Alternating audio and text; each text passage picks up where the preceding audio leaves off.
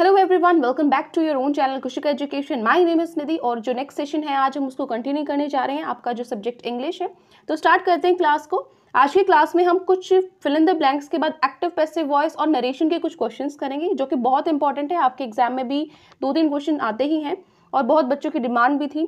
तो आज आपका जो अलग टॉपिक हम लेकर चल रहे हैं, बहुत सारे जो टॉपिक्स हैं वो आपके ऑलरेडी कवर हो चुके हैं। कॉमन एरर्स मैंने बहुत सारे क्वेश्चंस आपको प्रैक्टिस कराए हैं, पैसेज हम कर चुके हैं, और जो आपकी वोकैब है, antonym, synonyms, one word substitution, आज एक्टिव पैसिव वॉइस और नरेशन के भी कुछ क्वेश्चंस हो जाएंगे। तो काफ़ी कुछ कवर हो चुका है, इसीलिए संडे को हम एक 20 मार्क्स का जो आपका फुल टेस्ट बनाएंगे, फुल सिलेबस का। ठीक है, प्रैक्टिस टेस्ट वो होगा, आप उसको प्रिपेयर करके अगर देंगे तो आपके लिए बेटर है, ताकि आप भी जान सके कि कहाँ पर आप स्टैंड कर रहे हैं, कितनी आपकी तैयारी है। ठीक है, 20 मार्क्स का होगा, उसमें सारे क्वेश्चन मिक्स होंगे, सभी errors, antonym, synonyms, one word substitution, active passive voice, narration, सारी चीज़ें। जिस तरीके का आपका एग्जाम होता है ना, उसी तरीके के आपके 20 क्वेश्चंस उसमें होंगे। ठीक है, तो वो सभी बच्चों को मैं बोलना चाहूँगी कि आप उसको ज़रूर अटेम्प्ट करें, बहुत इंपॉर्टेंट है। तो चलिए अब अपने क्वेश्चंस पे आते हैं। फर्स्ट क्वेश्चन है आपका, The petition before the court prayed for dash the appointment orders issued by the management। बताइए चार ऑप्शंस में से कौन सा होगा, रिमूविंग, ग्रांटिंग, पोस्टिंग या फिर questioning. The petition before the court prayed for dash the appointment orders issued by the management। बताइए क्या होगा। रिमूविंग मीन्स आपको पता है क्या होता है, ग्रांटिंग भी आपको पता है, जैसे किसी को परमिशन ग्रांट करना, ठीक है, किस वजह से ग्रांट वर्ड यूज होता है। पोस्टिंग आपको पता है क्या होता है। क्वेश्चनिंग मीन्स क्या होता है, क्वेश्चनिंग होता है रिजेक्ट एज इनवैलिड, कोई चीज इनवैलिड है उसको रिजेक्ट कर दिया जाए। ठीक है, रिजेक्ट एज इनवैलिड, ठीक है, इनवैलिड के रीजन से किसी चीज को रिजेक्ट कर दिया जाए, स्पेशली बाय लीगल प्रोसीजर। ठीक है, जो लीगल प्रोसीजर है उसके अंदर कोई चीज इनवैलिड है तो उसको रिजेक्ट कर देते हैं, तो उसके लिए वर्ड यूज करते हैं हम क्वेश। तो बताइए कौन सा ऑप्शन सही है। यही जो हमारा डी है, यही बेस्ट सूट करता है हमारे इसको स्टेटमेंट को। ठीक है, जो पेटिशन है before the court prayed for questioning the appointment orders issued by the management. Management ने जो ऑर्डर्स इश्यू किए हैं, तो वो कोर्ट में इस चीज की पेटिशन डाल रहे हैं कि वो उसको क्या करें, क्वेश कर दें, रिजेक्ट कर दे एज इनवैलिड। ठीक है, तो डी ऑप्शन इज करेक्ट।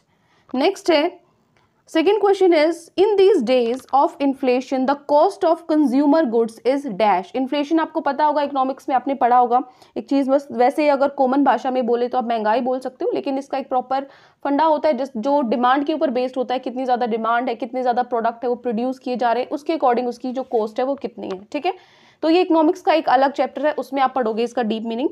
तो इन these days of inflation the cost of consumer goods is dash. Goods यहाँ पे क्या है, गुड्स ये है सामान। ठीक है, ये वाला गुड मतलब अच्छा नहीं है, गुड्स क्या होता है, सामान। ठीक है, तो क्या होगा यहाँ पे, सेंसेशनल, सोरिंग, क्लाइंबिंग या फिर रेजिंग। देखो यहाँ पे इन्फ्लेशन है, महंगाई है, तो जो कंज्यूमर गुड्स है वो उसकी जो कॉस्ट है ऑब्वियसली वो इंक्रीज होगी, है ना। लेकिन इंक्रीज के लिए यहाँ पे दो वर्ड्स हैं, ठीक है, सोरिंग और रेजिंग।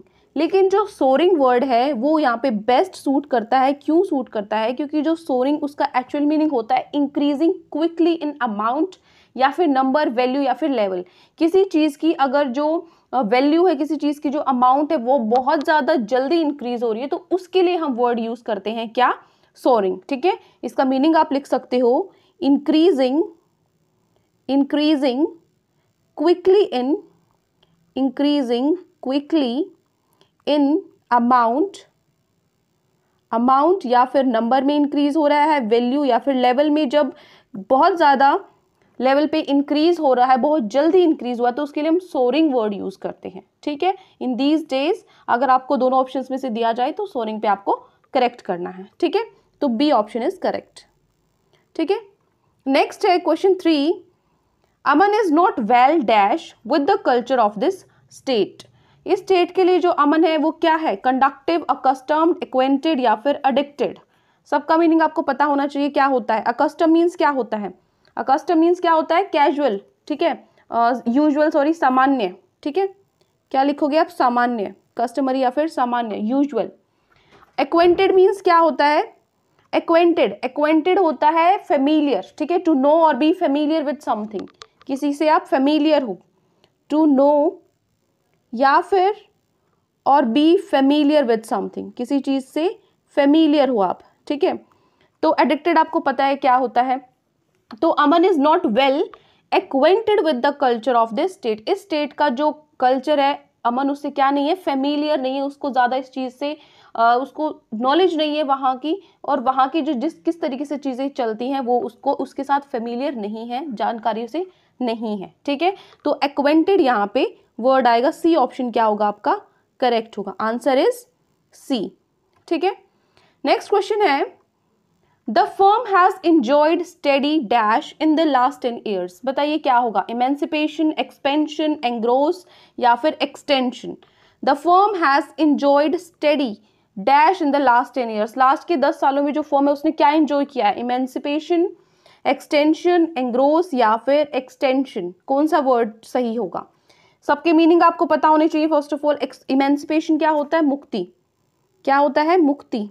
ठीक है, उसके बाद है एक्सपेंशन, आपको पता है एक्सपेंड होना, फैलाव, ठीक है ना, फैलाव, एक्सपेंड होना, expansion, the action of becoming larger. ठीक है, एंग्रोस क्या होता है, एंग्रोस होता है एब्जॉर्ब ऑल अटेंशन या फिर इंटरेस्ट, सारा जो ध्यान है, सारा जो इंटरेस्ट है उसको एकत्रित करना, एब्जॉर्ब करना, उसको लेना। ठीक है, या फिर हम इसको दूसरा produce in its final form, अपने फाइनल फॉर्म में भी लाना, उसको भी हम एंग्रोस बोलते हैं। ठीक है, एक्सटेंशन आपको पता है क्या होता है, एक्सटेंड करना, बढ़ाना, बढ़ाया जाना या फिर जोड़ा गया अंश जो होता है वो क्या होता है, एक्सटेंशन। तो कौन सा वर्ड है, जो फॉर्म है क्या इंजॉय करेगा, वो फैलाव, अगर वो इंक्रीज कर रहा है, the action of becoming larger है, जो फॉर्म है वो इंक्रीज है, उसमें बढ़ोतरी हुई है तो ही वो इंजॉय करेगा ना। तो बी है कंपनी, आप इस तरीके से बोल सकते हो, जो कंपनी अगर एक्सपेंड होगी, फैलाव जितना ज्यादा होगा कंपनी का तो उसी को वो इंजॉय करेगी। ठीक है, तो बी आपका आंसर करेक्ट होगा। ठीक है, नेक्स्ट है, fifth is, if a speech is full of pompous words it is dash, अगर जो स्पीच है वो किसकी हो, पोम्पस वर्ड की, फुल ऑफ पोम्पस वर्ड्स। आज सुबह ही जो आपकी क्लास हुई थी वो कैब की, उसमें मैंने आपको ये वर्ड कराए थे। ठीक है ना, उसमें मैंने आपको पोम्पस भी कराया था, ग्रेंडाइज भी किया था, कराया था, है ना, सुबह की वो कैब की क्लास में। तो आपको मीनिंग तो पता ही होगा क्या होता है, तो आप इजीली जो ऑप्शन है उसमें से कर सकते हैं कि कौन सा ऑप्शन सही है। If a speech is full of pompous word it is verbose, bombastic, grandiose या ग्रैंडिलोक्वेंट, बताइए क्या होता है, कौन सा ऑप्शन सही होगा, जो डी ऑप्शन है वो सही होगा। देखो यहाँ पे आप जो ये वर्ड दिख रहा है ना, लोक्वेंट, ठीक है, किससे होता है, किससे रिलेटेड होता है, बोलने से रिलेटेड होता है। ग्रैंड आपको पता है ज्यादा, ठीक है ना, तो पोम्पस वही होता है। तो इसीलिए आप वो जो वर्ड्स है उसकी फॉर्मेशन से भी एग्जैक्ट आंसर पता कर सकते हो। मैं आपकी जब वो कैब संडे को तो आपका टेस्ट होगा, ठीक है, नेक्स्ट संडे को आपको जो रूट वर्ड्स हैं जिनसे आप पहचान सकते हो कि उस वर्ड का एक्चुअल मीनिंग क्या है वो हम करेंगे। उसमें ही मतलब एक वर्ड से आपको बहुत सारे 15-20 वर्ड्स एक साथ याद हो जाएंगे। ठीक है, इंपॉर्टेंट होते हैं रूट्स वर्ड, उसको हम कवर करेंगे। चलिए देखिए, तो यहाँ पे वर्बोस आपको पता है क्या होता है, आवश्यकता से अधिक शब्दों से युक्त, ठीक है, जितनी जरूरत है उससे ज्यादा। ठीक है, बॉम्बास्टिक क्या होता है, साउंडिंग बट लिटिल मीनिंग, जो साउंड है वो ज्यादा है लेकिन उसका मीनिंग जो मतलब है वो बहुत कम है, बोलना ज्यादा लेकिन मतलब कम। ठीक है, वो क्या होता है, बॉम्बास्टिक। उसके बाद है ग्रेंडाइज, ये मैंने आपको सुबह बताया था, आप अभी मुझे कमेंट सेक्शन में बताओगे, बताया था मैंने, इसको लर्न भी कैसे करना है। ये भी एक तरीके से क्या होता है, बड़े के रूप में ये यूज होता है, अनावश्यक रूप से बड़ा। ठीक है, ग्रैंड इन स्टाइल भी इसका मतलब मैंने आपको बताया था। उसके बाद ग्रैंडिलोक्वेंट क्या होता है, लोगों को प्रभावित करना या ध्यान आकर्षित करना। ठीक है, लेकिन ये बेसिकली हम यूज करते हैं कैसे, ध्यान आकर्षित करना, बोलने के सेंस में। ठीक है, तो जो डी ऑप्शन है वो यहाँ पे करेक्ट होगा, answer is D. Clear, next है, सिक्स्थ है, they recognize that problems that were too big to crack in the past can now be solved precisely because of dash algorithms and sensors। बताइए, they recognize that problems, उन्होंने क्या पहचाना कि जो problems है जो बहुत बड़ी थी, that were too big to crack, जिनको आसानी से solve करना बहुत मुश्किल था पास्ट के टाइम पे, पुराने टाइम में, can now be solve precisely, अब वो उनको इजीली हम सोल्व कर सकते हैं। क्यों, बिकॉज ऑफ किसकी वजह से, डैश, एल्गोरिथम्स और सेंसर्स की वजह से। क्या होगा, अमोर्टाइजेशन, डिजिटाइजेशन, इनिशियलाइजेशन या फिर लोकलाइजेशन। चारों के मीनिंग आपको पहले पता होना चाहिए, कौन सा किस सेंस में आपको यूज हो रहा है। ठीक है, फर्स्ट है आपका अमोर्टाइजेशन, क्या होता है, ऋण मुक्ति। ठीक है, क्या होता है, ऋण मुक्ति, लिख सकते हो आप, ऋण मुक्ति। नेक्स्ट इज डिजिटाइजेशन क्या होता है? डिजिटाइजेशन होता है process of converting information into a digital format. Digital format में कन्वर्ट करना। फॉर एग्जांपल अभी डिजिटल इंडिया हमारा चल रहा है, तो उसमें क्या है, सारी चीजें ऑनलाइन हो रही हैं, है ना, वो क्या है, डिजिटलाइजेशन ही तो इंक्रीज हो रहा है, तो वही यहाँ पर है डिजिटलाइजेशन। उसके बाद है इनिशियलाइजेशन, किसी चीज की शुरुआत, और लोकलाइजेशन आपको पता है क्या होता है, स्थानीयकरण। ठीक है, तो कौन सा बेस्ट सूट करेगा आज के टाइम पे इजीली, किस वजह से हम सॉल्व कर सकते हैं, डिजिटाइजेशन की वजह से, है ना, क्योंकि आप भी देखिए कितनी प्रॉब्लम्स होती हैं, कोई भी डाउट्स होते हैं हम तो फोन पे ही क्लियर कर लेते हैं। पहले लोगों के पास, पहले बच्चों के पास इतनी सुविधा थोड़ी थी। ठीक है, तो जो बी ऑप्शन है वो हमारा करेक्ट है। क्लियर? नेक्स्ट है, अब आते हैं हमारे एक्टिव पैसिव वॉइस। बताइए, I am asking her to go to sleep. बताइए क्या होगा, she is asked to go to sleep, she is being asked to go to sleeping, she is asked to go to sleep by me, या फिर she is being asked to go to sleep by me. चारों options में से कौन सा suit करेगा? I am asking her to go to sleep. यहाँ पे देखो क्या है, सब्जेक्ट है, वर्ब है, ठीक है, ऑब्जेक्ट है, और क्या है, ये इन्फिनिटिव है।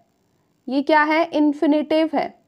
ध्यान से देखो, आई क्या है, सब्जेक्ट है, ठीक है, आई क्या है, सब्जेक्ट है।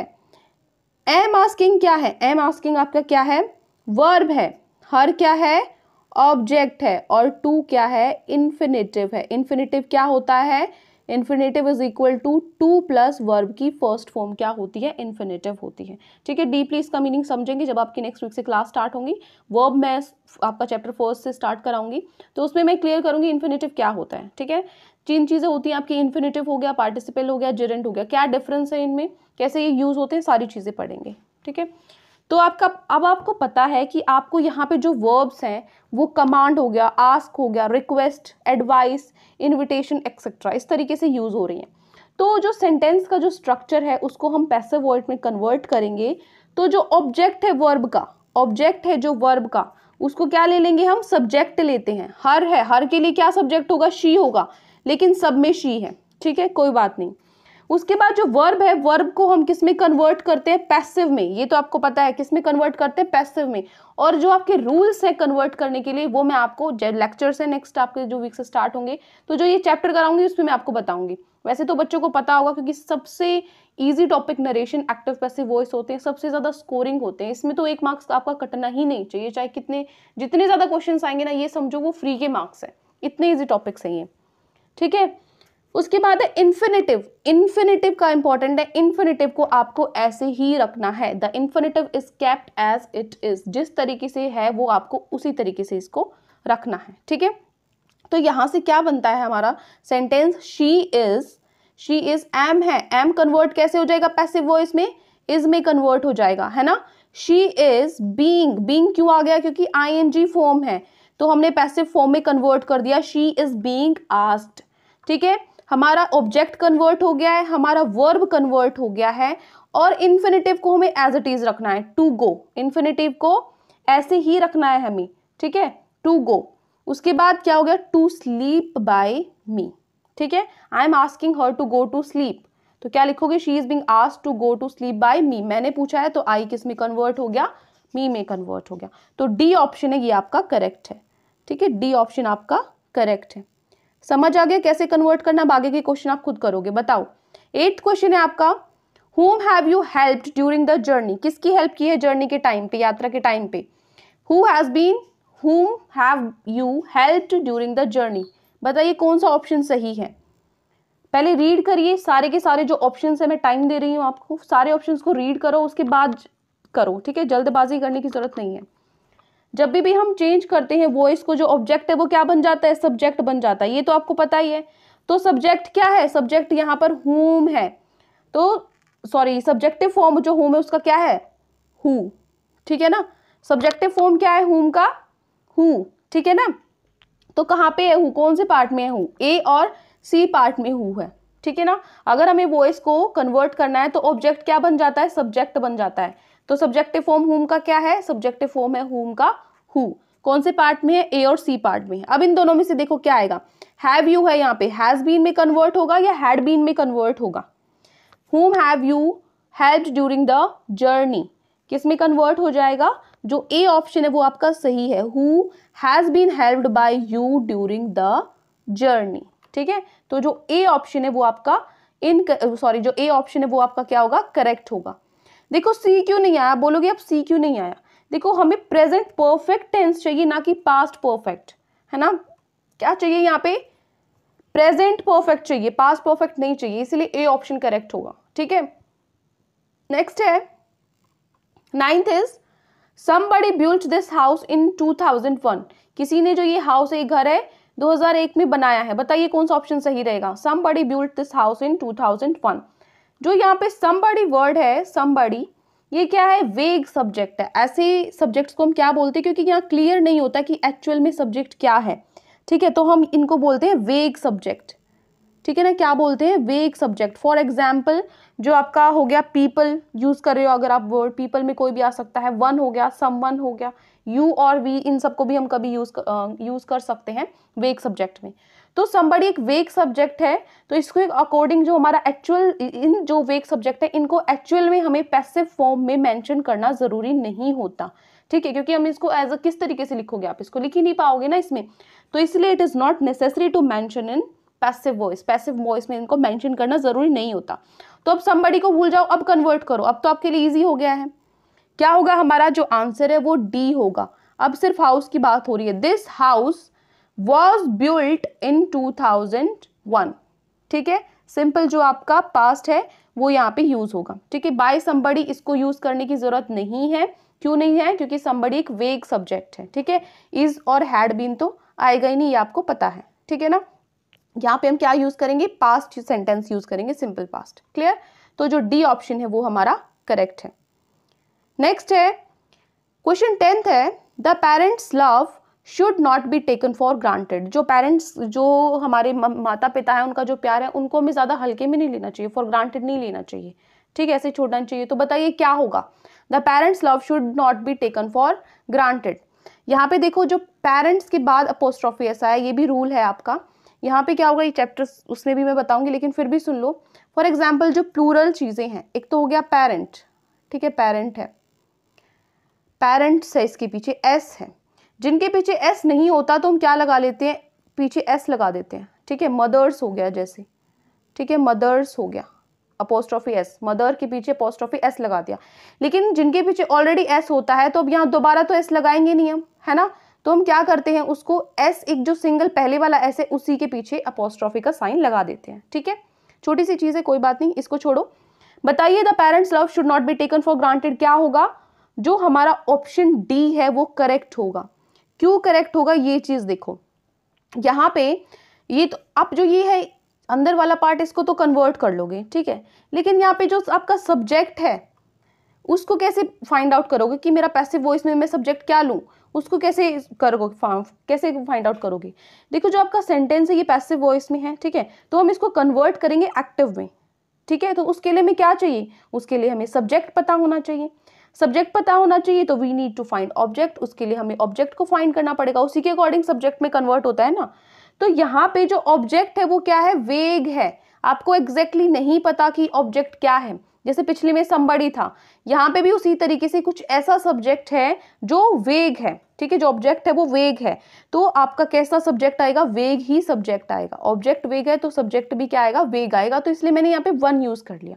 ठीक है, वन के बाद जो शुड नॉट वाला पार्ट है, one should not take parents love for granted as it is हमारा आएगा। ठीक है ना, ये समझ में आ गया वेग सब्जेक्ट्स कैसे होते हैं। अब यहाँ पे जो पॉइंट है वो हर एक पर्सन के लिए, इसलिए मैंने वन यूज किया है। ठीक है ना, लिमिटेड पर्सन के लिए तो है नहीं, यहाँ पे हर एक पर्सन के लिए, तो इसलिए मैंने वन यहाँ पे यूज किया, one should not take parents love for granted. Clear.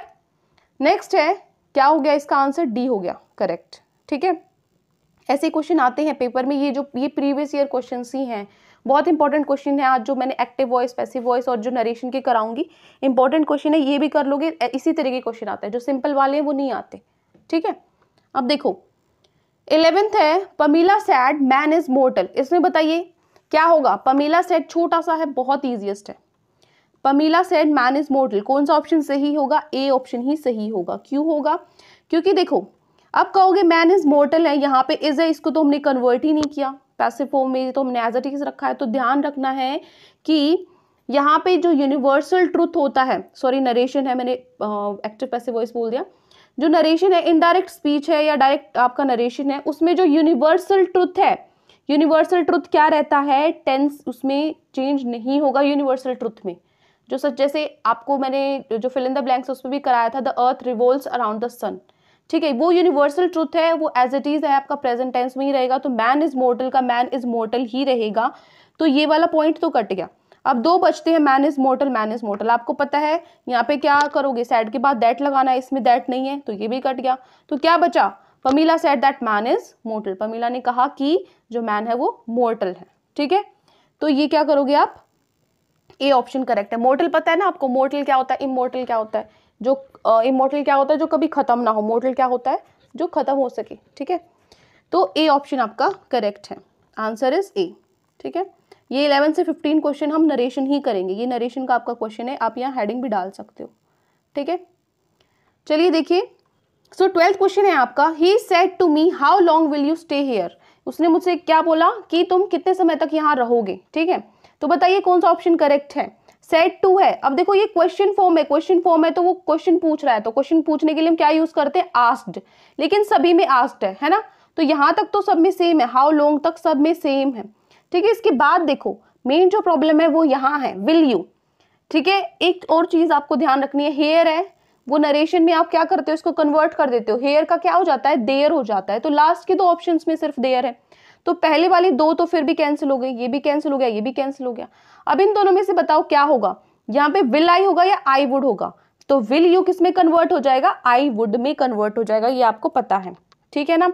तो क्या हो जाएगा, he asked me how long I would stay there, जो डी ऑप्शन है वो आपका करेक्ट होगा, ठीक है, डी ऑप्शन क्या होगा आपका करेक्ट होगा, क्लियर। नेक्स्ट है question number 13, the man said to the officer please help me, जो मैन है उसने ऑफिसर को क्या कहा, प्लीज हेल्प मी। किस तरीके का सेंटेंस है ये आपका, इंपेरेटिव सेंटेंस है, प्लीज हेल्प मी कैसा सेंटेंस है, इंपेरेटिव सेंटेंस है। इंपेरेटिव सेंटेंस में जो सेड टू है वो किस में कन्वर्ट हो जाता है, रिक्वेस्टेड में, प्लीज आ गया तो यहाँ पे किस चीज में कन्वर्ट हो जाएगा, ये रिक्वेस्टेड में कन्वर्ट हो जाएगा। किस किस में रिक्वेस्टेड है, बी और डी में रिक्वेस्टेड है, बी और डी में यहाँ पे रिक्वेस्टेड टू द ऑफिसर है या the man requested the officer है, क्या हमें यहाँ टू लगाने की जरूरत है, रिक्वेस्टेड के बाद the man requested the officer, ठीक है, यहाँ पे ये भी कैंसिल हो जाएगा, क्या बचा, सिर्फ बी ऑप्शन बचा, the man requested the officer to help him, ठीक है ना। प्लीज जो वर्ड है वो दोबारा से यूज नहीं करना पड़ता, प्लीज से सिर्फ हम सेड टू पर जो प्लीज है वो किस लिए यूज होता है, ताकि हम ये हमें पता चल सके कि जो सेंटेंस है वो किस वे में बोल रहा है, हमें कमांड कर रहा है, वो रिक्वेस्ट कर रहा है, एडवाइस दे रहा है, ताकि हम यहाँ सेड टू की प्लेस पे अपने अकॉर्डिंग कन्वर्ट कर सकें, ठीक है, सिर्फ इतना काम है प्लेस का।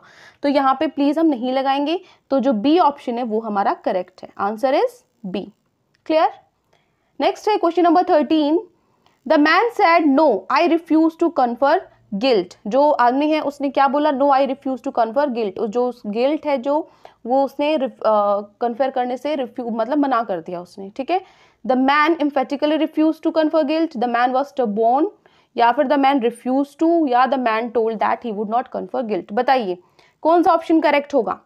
देखो किसी चीज पे जोर डालना, the man said no I refuse to, no जो वर्ड है, रिफ्यूज भी उसने यूज किया है और नो बोला है, उससे क्या दिख रहा है, वो उस चीज पे एम्फसाइज कर रहा है।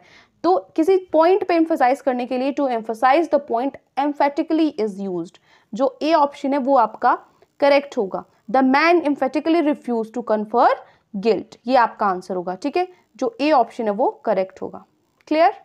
आई होप आपको अच्छे से क्लियर हो गए हैं। किसी भी क्वेश्चन में कैसा भी आपको डाउट है तो कमेंट सेक्शन में आप मुझसे पूछ सकते हैं, और अगर आपको लेक्चर अच्छा लगे तो आप चैनल को सब्सक्राइब कर सकते हैं, वीडियो को लाइक कर सकते हैं। आज के लिए इतना ही, मिलते हैं नेक्स्ट वीडियो में। Thank you and take care.